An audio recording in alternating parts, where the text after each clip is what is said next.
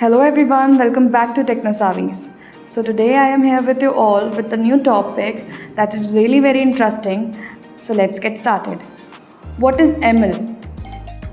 Machine learning. ML is a type of artificial intelligence AI that allows software applications to become more accurate at predicting outcomes without being explicitly programmed to do so. And why is ML important? Machine learning is important because it gives enterprises a view of trends in customers' behavior and operational business patterns, as well as support the development of new products. Now, what are the different types of ML? There are primarily three types of machine learning: supervised, unsupervised, and reinforcement learning.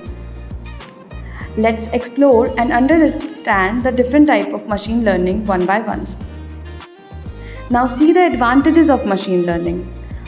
Automation. Machine learning is one of the driving forces behind automation, and it is cutting down time and human workload.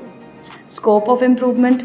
Machine learning is a field where things keep evolving, enhancing experience in online shopping and quality education.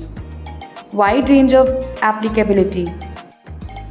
Now, where are ML used?